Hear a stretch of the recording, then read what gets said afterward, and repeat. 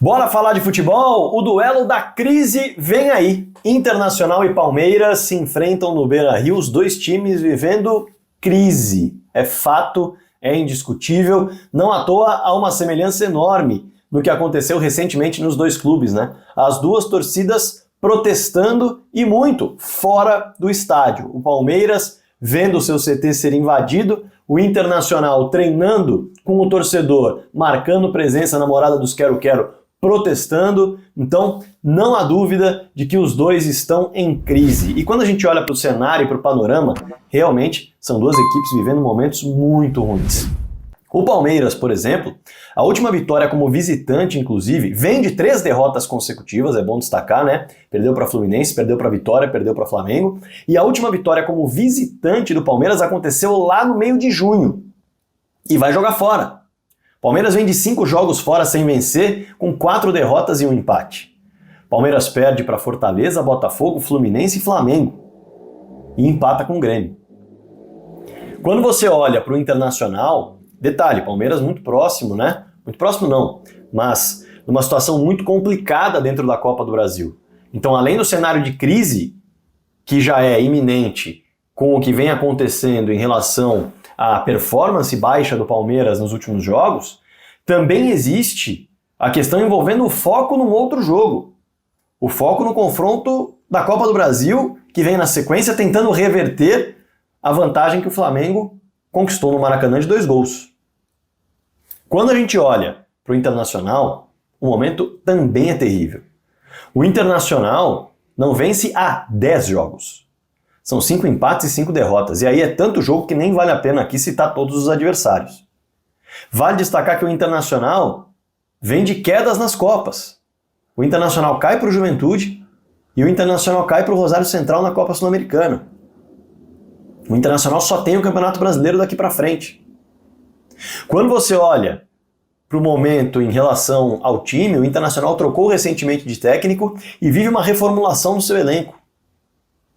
O próprio presidente já falou que errou no planejamento, só que agora, com baixos investimentos, porque já foram feitos investimentos altíssimos no início do ano, vai tentar corrigir a rota e entregar um time que tenha mais a cara do Roger Machado, que é o novo treinador.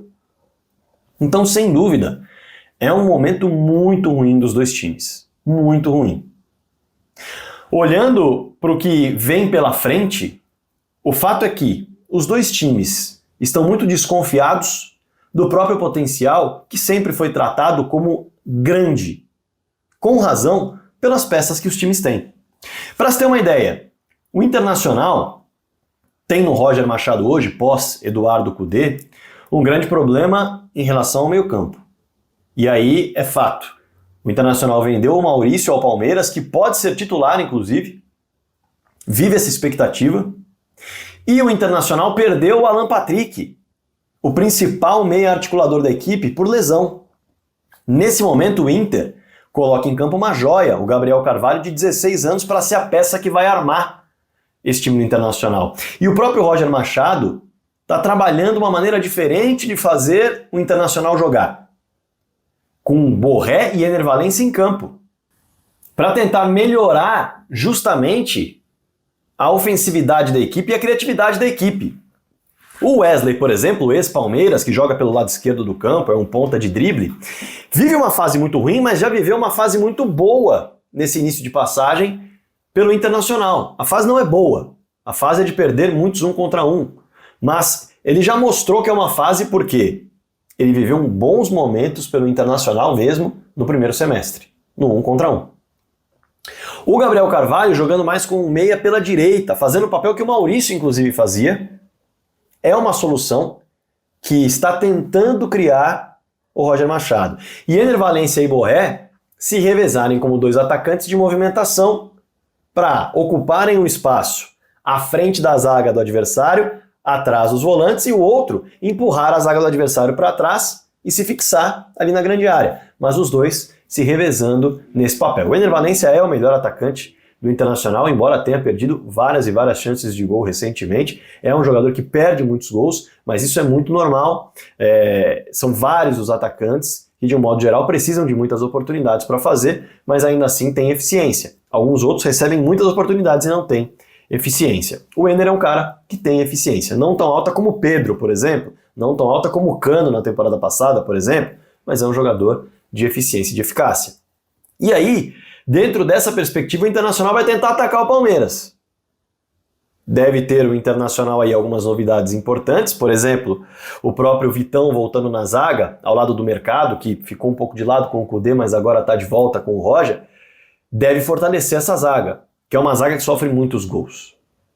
Pelo menos todos os jogos sofrem gols, né? Nos últimos 10 jogos o Inter sofreu 10 gols. Quando você olha em relação a colocar a bola na rede, marcou 8. Também faz gols praticamente todo jogo.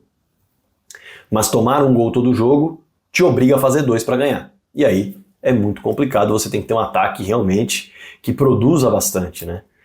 Quando você olha para o meio-campo em termos de volantes, o Internacional deve ter o Thiago Maia voltando depois de um mês de lesão. E essa pode ser uma boa notícia para ajudar o Bruno Henrique, tendo em vista que o Bruno Gomes não tem funcionado. E aí Thiago Maia e Bruno Henrique devem ser homens de apoio a esses 2 jogadores que vão jogar de fora para dentro, o Wesley como ponta, o Gabriel Carvalho como um meia aberto pela direita, como fazia o Maurício, sem esse meia central de fato, e o Enner e o Borré ocupando esse espaço do meia, se revezando. É o Internacional tentando se reinventar, tentando gerar algo diferente para sair dessa situação terrível. Enquanto o Palmeiras vai tratar esse jogo, quem viu o vídeo de ontem sabe, ou como um laboratório para dar ritmo a jogadores que podem ser armas contra o Flamengo, ou como um jogo em que os reservas vão entrar e as principais armas ficarão de lado.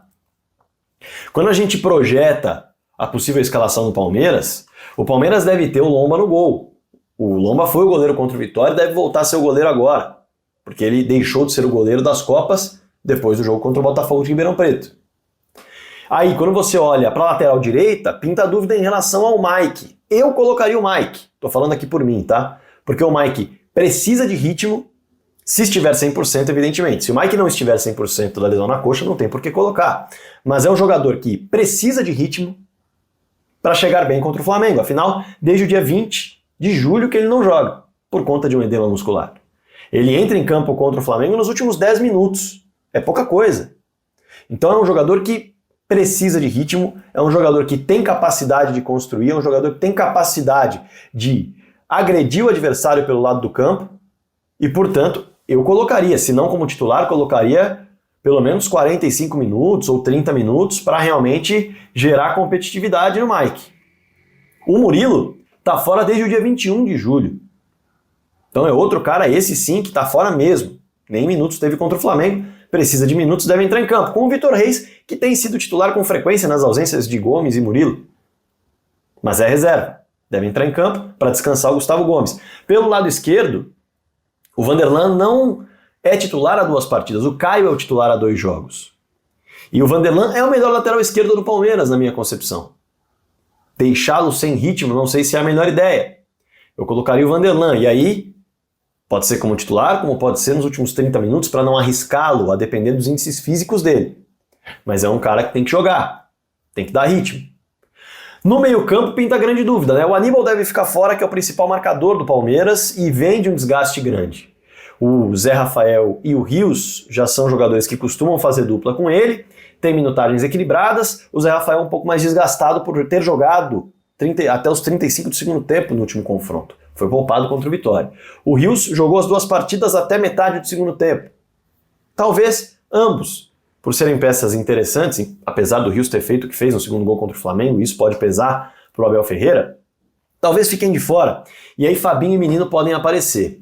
Eu, fosse Abel Ferreira, aqui sendo pretensioso, testaria o Rômulo, que é um jogador que está com pouquíssimo espaço, e tendo o Fabinho como o homem para segurar um pouco mais o jogo, para marcar, para ser o 5, eu faria o Rômulo de 8, porque é um jogador que gosta de atuar pela meia esquerda, sem a bola, já fez o segundo volante muito bem na carreira, é verdade que no nível mais baixo de exigência, opa, enroscou, mas é um jogador importante que, num momento de crise técnica e crise de confiança, que inclusive os 2 times vivem, testar peças que não estão vivendo esse momento pode gerar algo novo importante. Eu testaria o Rômulo como um segundo volante. Dudu, Maurício e Lázaro, essa é a perspectiva. Vai depender muito do que o técnico Abel Ferreira vai querer fazer com o seu sistema, né? Ele mudou um pouco o sistema contra o Flamengo, não deu certo, talvez ele volte para o sistema anterior com pontas, e aí com pontas o Dudu pela direita, o Lázaro pela esquerda, com o Maurício armando o time.